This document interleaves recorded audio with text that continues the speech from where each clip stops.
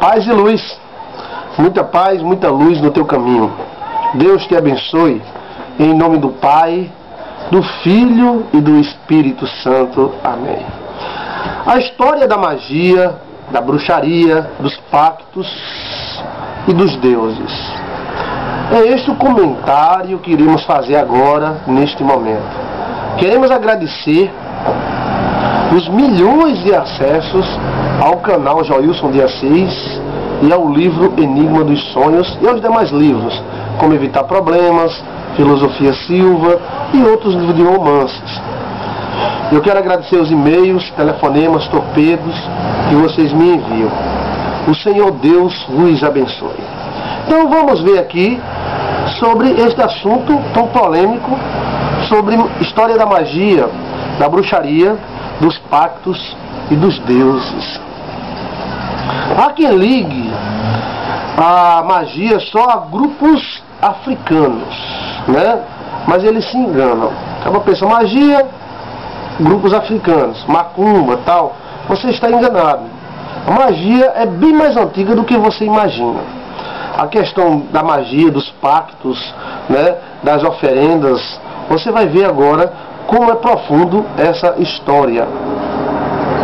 As escavações mais antigas que podemos citar, ou você pode encontrar na internet, aponta para civilizações antiguíssimas que tinham cultos, rituais, oferendas, deuses, ídolos e sacrifícios. Isso eu digo todas as escavações e todas as civilizações do mundo antigo. Então, havia a figura do sacrifício, do Deus, do superior, dos rituais. Então essa questão de ritos e sacrifícios é muito mais antiga do que muita gente imagina. Em todas as tribos da terra, nós encontramos a figura do pajé, né? Do rezador, do mágico, do curandeiro. Isso em qualquer parte do planeta Terra. Nós encontramos essa categoria de pessoas, essa casta de pessoas, na maioria das vezes dominando as demais castas, a casta militar, a casta caçadora, né? A questão do pajé, ele dominava todas as outras castas, vamos dizer, figuras existentes naquele grupo.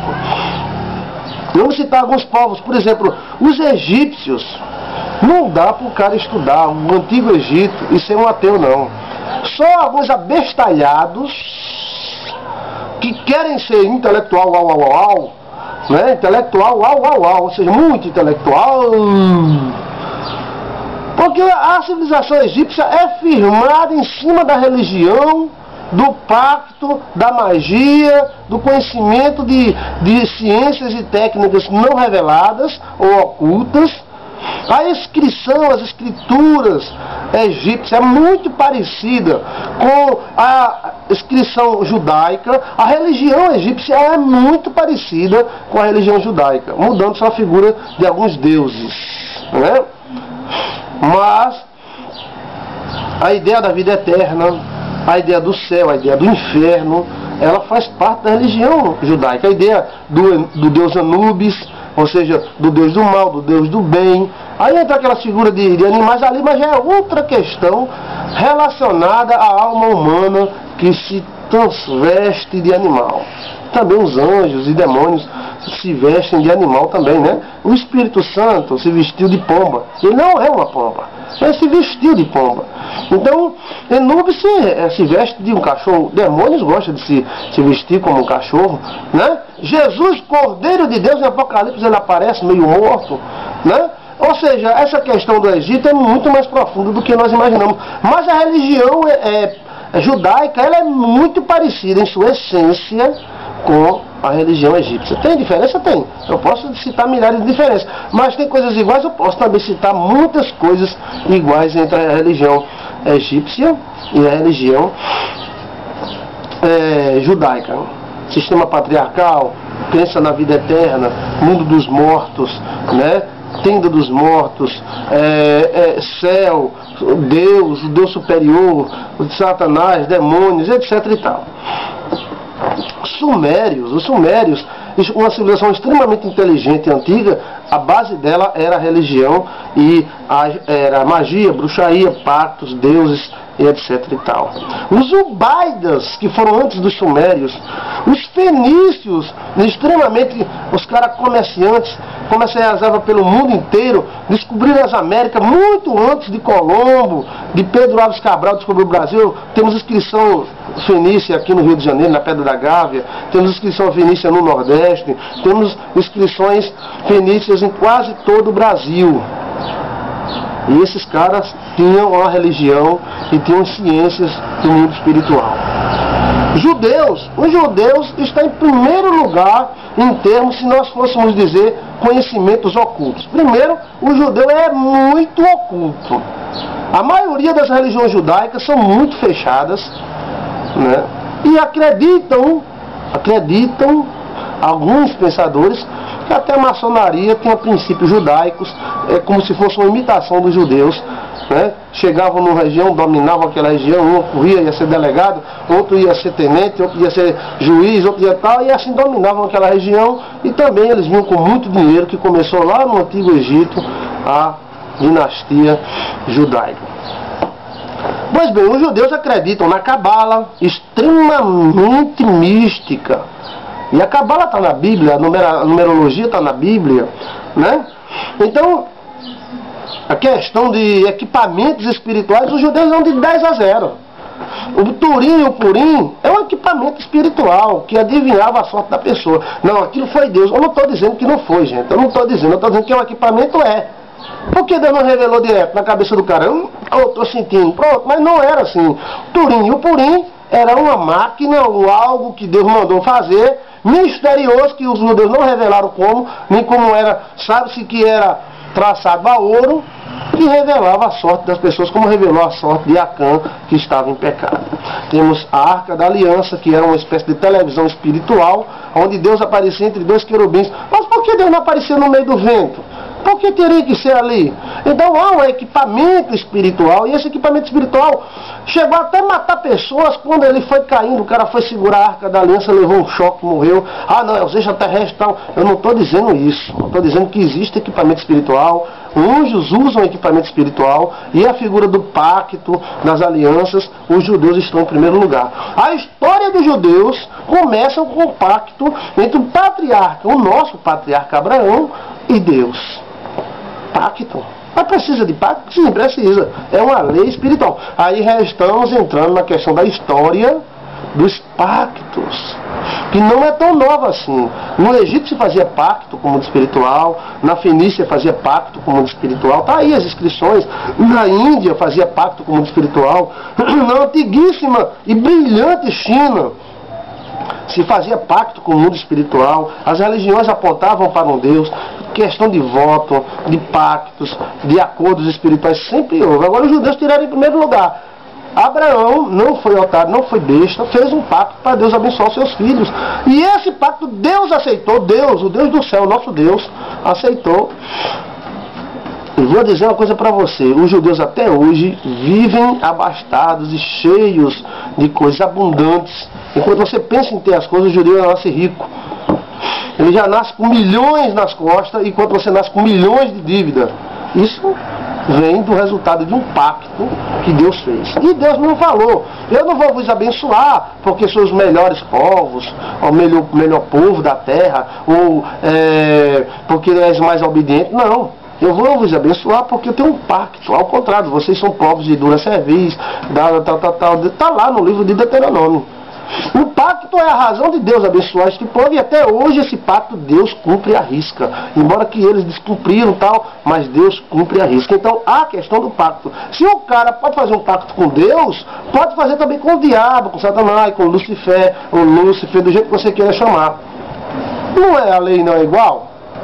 E o pecado é uma história do pacto. Está na Bíblia. Eva comeu do fruto, né? Adão comeu também. Houve um pacto entre Adão, Eva e Lúcifer. E nós a humanidade se lascou.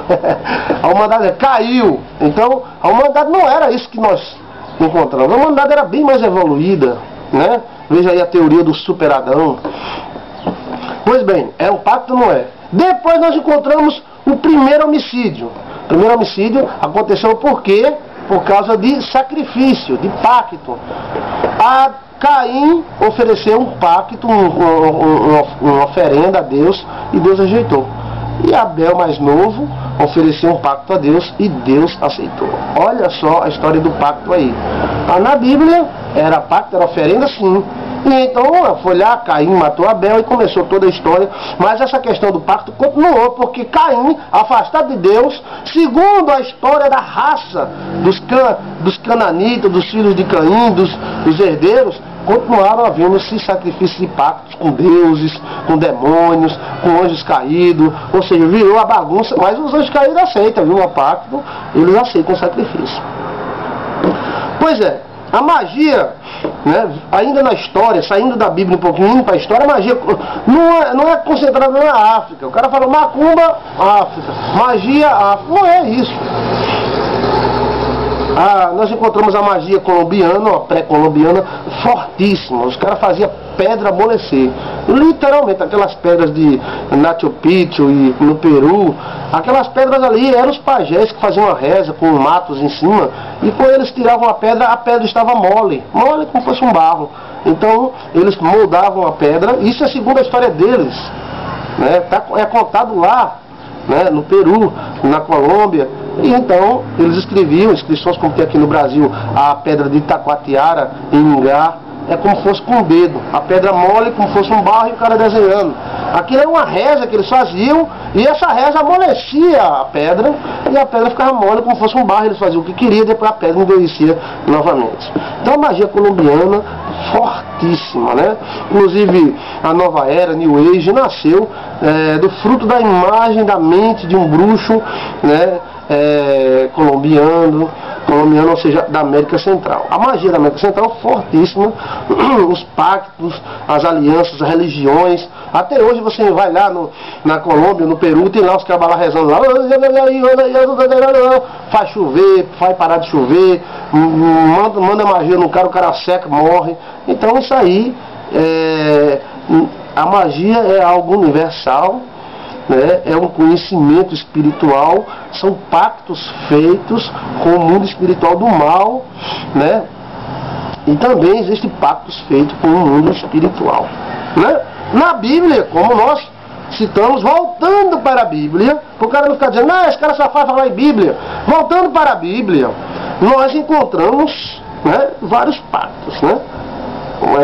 Oferenda, sacrifício. Abraão ia oferecer até o filho em sacrifício para Deus. Deus não quis, mas pediu para ver a fé dele, né? Encontramos o próprio Jesus Cristo sendo uma oferenda a Deus pelos nossos pecados, para nos resgatar dos nossos pecados. Então aquela oferenda que Jesus Cristo fez com o seu próprio corpo, aquilo era um pacto entre Jesus e Deus para terminar a maldição do pecado na terra, né? Encontramos o livro mais velho da Bíblia, o livro de Jó, que retrata uma época pré-diluviana. A maioria dos estudiosos acreditam nisso, eu também acredito. Onde Jó oferecia sacrifício a Deus, onde Jó oferecia sacrifício a Deus, ofertas a Deus, pela vida dos filhos, quando os filhos iam para a festa. Os filhos iam para a festa, né? E ali podiam pecar e tal. E então Jó dizia, não, meus filhos podem ter pecado, eu vou oferecer um sacrifício a Deus por eles. Olha só, um sacrifício a Deus por eles. Então esse negócio de sacrifício, de oferta, não é tão, né, novo assim. A questão da própria riqueza judaica nasceu dentro dos templos. Você sabia que os bancos nasceram dentro dos templos judaicos? Aquelas bancas que Jesus Cristo derrubou, os cambistas, aqueles eram os banqueiros da época. A maioria dos banqueiros mundiais são judeus. Eles são judeus. Os judeus são especialistas em emprestar dinheiro a juros altíssimos, né? E Jesus Cristo naquela hora ali não gostou, chamou eles de ladrões, né? Vocês têm transformado a casa do meu pai num covil de ladrão. Então os cabas trocavam 5 moedas egípcias por 2 judaicas. tá entendendo? Porque, segundo a lei, não se podia comprar, né, o sacrifício com moeda estrangeira. Isso aí já foi algo que Deus colocou para o próprio povo de Israel enriquecer. Então, Caifás, na época de Jesus, era extremamente rico. Caifás tirava 10, 15 carroças de burro de prata, né? Cada sábado que eles faziam sacrifício, tinha gente de todo mundo sacrificar. E vinha um cara com dinheiro egípcio, com dinheiro fenício, com dinheiro assírio. Chegava lá, eu tenho 5 moedas egípcias. Vamos trocar por 3 ou por 2 moedas judaicas. O cara já ganhava. E quando o cara ia comprar o boi era dado na goela. E com isso, a riqueza de Caifás era muito grande, a riqueza dos judeus era muito grande. Eles compravam romanos, compravam oficiais. Era a questão. Inclusive, há quem diga que a religião, ela pendia muito para o lado das finanças, mais do que o cristianismo. A religião judaica, ela sempre teve o lado financeiro muito maior do que o cristianismo. O cristianismo, por muito tempo, pegou a pobreza, estadinho, bichinho, nossa riqueza no céu, vamos lá para o céu, todo mundo, coisa boa, eita. Né? Mas o judeu não tem isso, não. É a questão da laprata aqui, da riqueza aqui, né? Inclusive, em partes do sacrifício, nós podemos nos lembrar do bezerro de ouro, né? Quando Moisés saiu do Egito e subiu ao monte, os caras pensaram que Moisés tinha morrido, então fizeram um bezerro de ouro para si, que era Beuzebu, ou Mamon, ou como você queira chamar, que ele tem vários nomes. A pessoa pensa que Mamon, aquele bezerrinho de ouro, era um bonequinho feito por um bando de abestalhados que não sabia o que fazer e queria adorar uma estátua, né? Mas aquilo ali representava Beuzebu, o príncipe dos demônios, o demônio touro, né? Lá na frente ele aparece com Moloque, Dargon, né? Mas é a mesma pessoa. Esse Beuzebu é o deus da riqueza, né? É o deus adorado pelos egípcios. Se trata do próprio Satanás, né? Um dos principados, um dos príncipes, dos oficiais do diabo, que ele age na área da hierarquia, da carne, né? Da hereditariedade. Então, aquela adoração feita no deserto não era coisa tão abestalhada assim, não. Aquilo era um pacto com Beuzebu, que o povo de Israel estava fazendo no deserto. Eles estavam querendo lá prata, riqueza. E Beuzebu oferece isso a quem lhe adorar. E eles começaram a sacrificar. Fizeram Beuzebu de ouro, né? O exemplo do bezerro de ouro. E começaram a adorar, mas só que eles estavam adorando o próprio Satanás, que era o Beuzebu, que era uma estátua. Veja aí a questão da história dos deuses, dos pactos. Eles estavam ali fazendo um pacto com Beuzebu, enquanto Moisés estava fazendo um pacto com Deus. Quando Moisés desceu e viu aquela cena, ele se irou e jogou as tábuas, a terra se abriu, Beuzebu caiu dentro, e os caras que estavam adorando ele também caiu, etc e tal. Bem, aí nós encontramos a história dos pactos. Certamente essa estátua aí de Beuzebu, que é um homem boi ou um boi grande, né?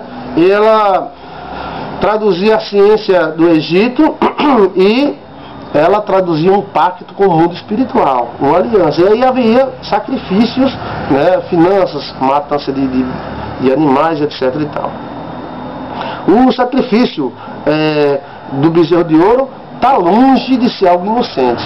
Ali era algo extremamente satânico, era um pacto com o mundo espiritual e com Satanás, anjo, né, das trevas, e estava em forma de boi. Temos no Antigo Testamento também o relato de Baal. Existiam vários Baais, né? Não era só um Baal, não. Tem Baal Peor, Baal isso, Baal aquilo. Né? É como o santo, santo fulano. Nós vamos dizer, né? Tem uma santa, um santo, ele tem vários nomes. Santa fulana de tal, Santa fulana de tal, Santa fulana de tal. Então Baal Peor, Baal isso, Baal aquilo outro. Tinha vários tipos de Baal. Eram os Baalins. Agora, eles todos representavam uma força espiritual do mal, satânica, e aonde exigiam sacrifícios, né? Há quem associe da Baal a Beuzebu. Também Dargon, né? Mudando somente o nome, Dargon geralmente era um bezerro de ouro, um homem boi, né? E aonde sacrificavam crianças para esse Dargon. Astótes, Diana, né, em Roma, e vários outros deuses que haviam naquela região. E a Bíblia diz, fugir da magia dos ídolos, porque existia magia, encantamento, e até como se fosse bênção, dádivas recebidas desses caras aí, só que eles são demônios. A Bíblia diz aqui também que quando a pessoa sacrifica aos ídolos, sacrifica aos demônios. Tá claro, quem sacrifica aos ídolos, sacrifica aos demônios. Então, uma oferta dada para um ídolo é uma oferta dada aos demônios. Uma prata, uma oferta, eu vou dar 10 reais aqui para o santo, vou dar aquilo ali você está dando para o demônio. Agora, se ele vai fazer alguma coisa boa na sua vida, pode até fazer. Faz, pastor, faz. Ele vai lhe deixar rico, ele vai lhe fazer muita coisa. Agora depois você se lasca, meu filho. Porque você vai estar fazendo um pacto com o lado das trevas. Né? E o lado das trevas usa você e amassa como um copo descartável e joga fora. Agora, se você também fizer um pacto com Jesus, com a luz, olha Jesus, eu vou dar uma oferta aqui pelo meu casamento. É claro que tem gente que se aproveita disso. Tem muita gente que se aproveita disso. Mas é uma lei espiritual. Os aproveitadores sempre vão existir. Mas existe uma lei espiritual. E esta lei espiritual vem de muito tempo. Os egípcios sabiam, os fenícios sabiam, os judeus sabiam, os gregos sabiam, os romanos sabiam. Todos esses povos sabiam que existiam magia, ou existia oferenda, pactos com o mundo espiritual. O próprio dízimo dado por Jacó e Abraão era um pacto, né, entre Deus e aquele homem Abraão, entre Jacó e Deus. Abraão entregou o dízimo a Melquisedeque, que uns dizem que é anjo, outros dizem que é o rei de Salém, outros dizem que é o homem normal, tal. Bem, eu acho que Melquisedeque é um anjo, responsável por esse planeta. E ele está até hoje ele está por aí, né? Ele pode até estar me ouvindo no YouTube, quem sabe, né? Ah, Melquisedeque assistindo no YouTube, sim. Melquisedeque moderno, né? Anjo não comeu? Você já imaginou um anjo comendo um pão, bebendo um litro de leite, tomando um cafezinho? Se você disser, rapaz, teve um anjo lá na minha casa, bichinho, vem cá. Teve um anjo lá na minha casa, rapaz, o cara tomou um copo de café desse tamanho e comeu 5 pão com carne de sol, aqui no Nordeste, né, claro, né? Aí você ia dizer, esse cabra tá doido, isso é um pirado. Mas você disser que o anjo visitou Abraão, comeu lá tapioca, beiju, pão, alguma coisa, você não diz que é louco. Mas por quê? Antigamente podia e hoje não pode. E por que não hoje tu pode assistir o YouTube? Né? Então é o seguinte, Abraão ofereceu o dízimo. O dízimo, geralmente, pela Bíblia, ele era o imposto da época, né? Hoje aqui no Brasil se cobramos quase 30% de impostos geral, né? Mas na época era 10%. Esse imposto tem um lado espiritual também. Jacó, ele tinha as maldições perseguindo ele. E ele precisava se livrar dessas maldições. E para se livrar das maldições, que é o gafanhoto que aparece nos sonhos das pessoas, né? Ele disse, se o Senhor me abençoar, eu vou dar o dízimo. Se o Senhor for comigo, me levar em paz, me trazer na tua paz, certamente de tudo que eu tiver, te darei o dízimo. Então, este pacto foi uma aliança, é um acordo, é um voto que Jacó fez com Deus, e Deus honrou Jacó, e Jacó ficou podre de rico, e tudo que Jacó fez deu certo, porque Jacó tinha uma aliança nas costas, né? Eu não sou dizimista porque os pastores são ladrão, tal. Rapaz, mas eu fico com o seu dinheiro, guarda debaixo da cama. Vá lá, não dê oferta, não vá nem na igreja. Se você for na igreja, fique na porta. Quando alguém for cobrar oferta, corra, com medo. Não tem problema nenhum. A igreja não vai deixar de existir por sua causa. Também tem muitas abestalhadas aí, só vive acusando, só vive falando mal, né? Falando mal da igreja, falando mal de pastor. São os abestalhados, não conhecem a história. Né? Não conhecem a história. Tu sabe quanto custava um boi? Maria e José não puderam comprar um boi. Eles ofereceram um sacrifício de pobre, que era uma pomba, né? Então, existe aproveitador? Existe, sempre houve, sempre vai haver. Mas aí é com você e Deus. Você quer fazer um pacto? Faça, e Deus vai te abençoar. Rapaz, os demônios, praga, maldições estão na minha vida, tudo que eu faço dá errado. Faça um pacto. Eu estou lhe dando a dica, porque eu tenho 25 anos de ministério e já vi muita gente, né, por causa de um suvino. Agora, se o cara não tem problema com maldição, meu amigo, não tem problema. O cara enriquece, trabalha, dá tudo certo. Não tem problema nenhum. Mas se ele tiver problema de maldição, pai, a mãe, alguém amaldiçoou ele, ou ele mesmo se auto-amaldiçoou, então ele vai ter que buscar um pacto espiritual, e nada melhor do que o dízimo para evitar isso aí. Ah, esse cara já quer meu dízimo. Não. Não é isso não. Eu estou lhe dando uma dica. E não, mas tem muita gente na internet falando mal do dízimo e tal. Deixa eu falar. Quem tem boca fala o que quer. Mas aí, na história, nós encontramos isso aí, que servia para o cara se proteger. Era um pacto que vinha quebrar outros pactos. Era um pacto que vinha quebrar a maldição. São leis espirituais. Ah, a igreja fulano de tal tá rico, o pastor fulano de tal tá rico. Caifás era podre de rico. Você pensa que Caifás era um lesbo, era um abestalhado, morto de fome? Se está rico que fica, mas o cara que fez o pacto, ele vai ficar livre daquela maldição. Ah, meu irmão, eu conheço uma velhinha ali que dá o dízimo desde o começo da vida e nunca enriqueceu. Ninguém dá o dízimo para enriquecer. Ele dá o dízimo para se proteger, né, do devorador, que são os gafanhotos espirituais, demônios que vêm para destruir o jardim, destruir os recursos. Mas se a pessoa dá o dízimo e nunca sai do lugar, fica naquele mesmo emprego, ali. Mas se o cara quer crescer, a maldição não vai deixar. Então deve se fazer um pacto. Também não precisa nem tanto dízimo. Se você quer, não, eu vou dar uma oferta pela minha vida financeira, dê. Ah, eu vou dar na igreja, não. Você pode dar para um pobre também. Você pode dar para um pobre, um coitado. E Deus vai receber, desde que você cite o motivo. Na igreja do mesmo jeito. Agora o dízimo tem um mistério, sim. Tem mistério. Se você não quer dar o dízimo, não dê não. Né? Mas tem um mistério. Agora, se você não tem problema nenhum com maldição, ninguém nunca amaldiçoou você, bem, você vai subir, você está livre. Você pode correr, plantar e vai nascer. Agora, se você tem problema, você vai plantar e a maldição vai arrancar. Você vai fazer e ela vai tentar travar. E para destravar o pacto que Jacó usou, se você quiser imitar Jacó usou, foi dar o dízimo.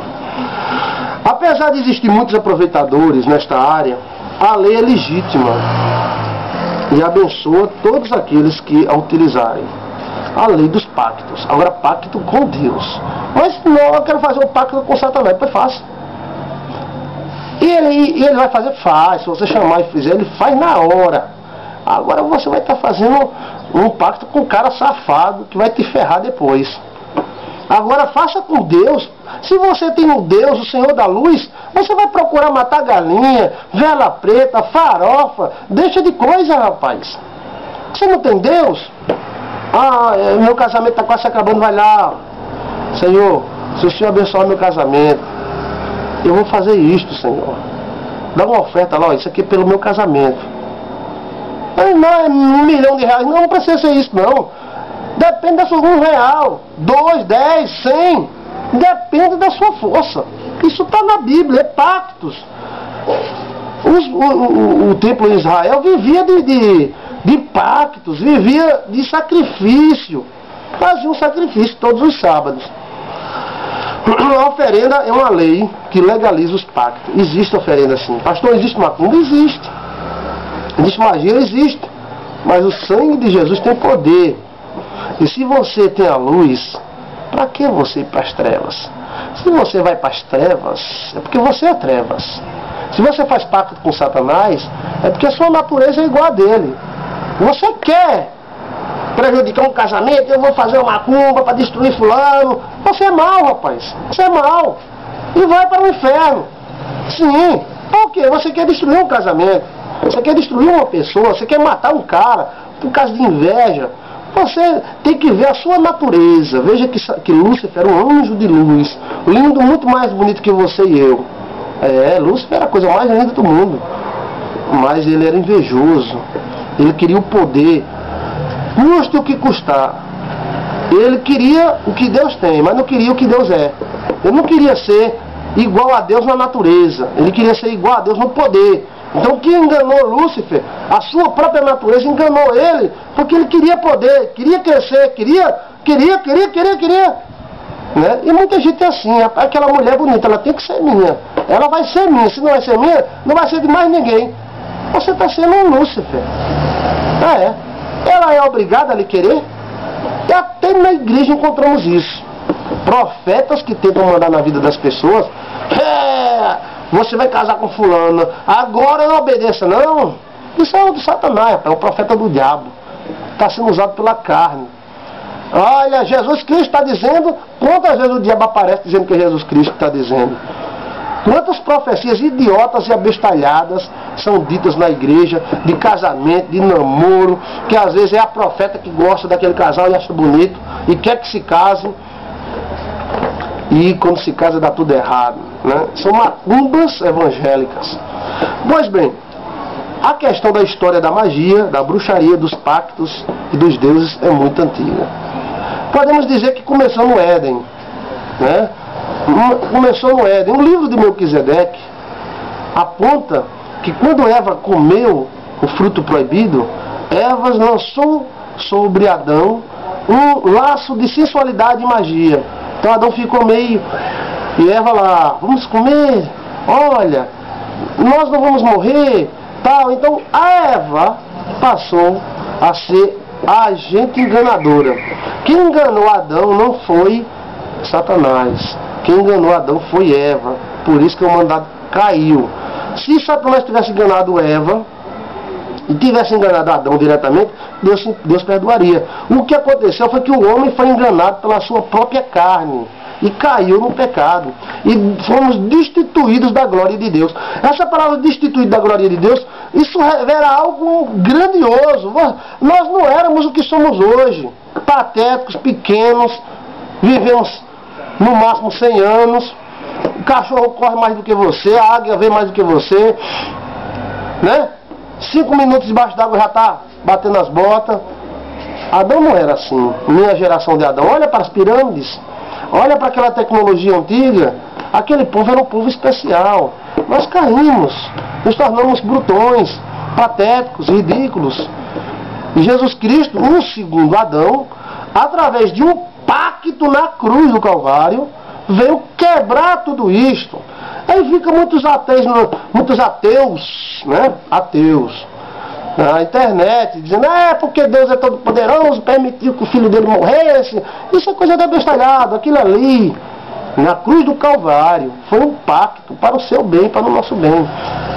Quando Adão caiu, Adão sentenciou a sua vida e a sua raça, a sua prole, à escravidão e ao fracasso. E permitiu a ação de Lúcifer neste mundo, porque aquele acordo, aquela comida entre Adão comeu, Eva comeu, aquele fruto proibido, aquilo ali representava nada mais, nada menos do que um pacto com Lúcifer. Permitiu a Lúcifer entrar nesta terra. Mas Jesus disse, Deus falou, que iria vir queria esmagar a cabeça da serpente. Era o segundo Adão. Jesus Cristo veio, foi tentado, olha só, foi humilhado, foi escravizado, foi morto, sacrifício que nos traz a paz, a Bíblia diz. E então, esta lei, ela foi quebrada. Mas por que esta lei não foi quebrada totalmente? Porque nenhuma lei é quebrada repentinamente. Toda lei, ela vai progressivamente sendo aplicada no mundo espiritual. Do mesmo jeito foi o pecado. Adão não comeu e caiu no chão morto, não. Aquela morte de Adão veio. Adão ainda viveu 930 anos e tal, né? Essa lei da vida de Cristo Jesus, ela está sendo aplicada. A morte vai perder, né? Ou seja, esse espírito, que é a morte, que não é um demônio, é um espírito, ele vai ser o último a ser destruído. Novos céus, nova terra haverá nova Jerusalém, haverá novas casas. Na casa do meu pai há muitas moradas, haverá nova moradia. Então haverá moradia. Você não vai ficar voando no ar assim, estou aqui no ar, tal, né? Até a borboleta tem que pousar, e então você tem que pousar também. Isso foi um pacto aonde Cristo Jesus, o segundo Adão, sacrificou-se Ele mesmo se fez sacrifício. Ele não usou bezerro, não usou bode, cabra, né? Cordeiro. Ele era o cordeiro. Então ele deixou com que a maldade dos homens, que mataram todos os profetas da Bíblia, matasse ele também, né? Então realmente, naquela hora que estavam matando Jesus Cristo, os judeus não eram filhos de Deus ali. Eles eram adoradores de Beuzebu, o bezerro ali de ouro, representava aquilo ali. Mataram Jesus Cristo, exigiram a morte de Jesus. Pilatos não queria matar, mas morte, e o sangue dele caiu sobre nós. Mas graças a Deus que, embora a maldade humana, Jesus Cristo ainda olhou para eles e disse: Pai, perdoa-lhes, porque eles não estão sabendo o que estão fazendo. Eles estão sendo levados. E Cristo Jesus morreu pelos nossos pecados. E todos os homens estão sendo e irão ser beneficiados com esse sacrifício. Apenas aquele que não quer. Eu não quero saber de luz, então vá para as trevas e siga as trevas, né? Mas aquele que, por mais errante que for, se humilhar, pedir, acreditar nesse sacrifício de Cristo Jesus, esse sacrifício irá cobri-lo, irá livrá-lo de todo o pecado. Então essa é a história da magia, a bruxaria, dos pactos dos deuses, né? Pacto com Deus, pacto com os demônios, pacto com os ídolos. Aí o cara faz um pacto com o ídolo, ele está fazendo um pacto com os demônios. Rapaz, eu estou fazendo um pacto com o Santo do Pauco. Pronto, faça lá, Santo do Pauco, me ajude, Santo do Pauco, tal. Aí o Santo do Pauco ajuda ele. Eu ganhei, tal. Obrigado, Santo do Pauco. Mas só que aquele Santo do Pauco, ali aquele ídolo, né, Beuzebu, Baal, seja quem for o Deus, ele é um demônio. Exato. Pastor, o senhor está sendo muito cruel. Não estou sendo cruel. É verdade, mas se o cara quiser fazer, está livre, meu amigo. Porque o cara diz: não, Satanás não é ruim, é bom. Tá bom, siga ele. O mundo é livre, você não está predestinado. Eu sou um robô, vou para o céu, tem que ser crente, não.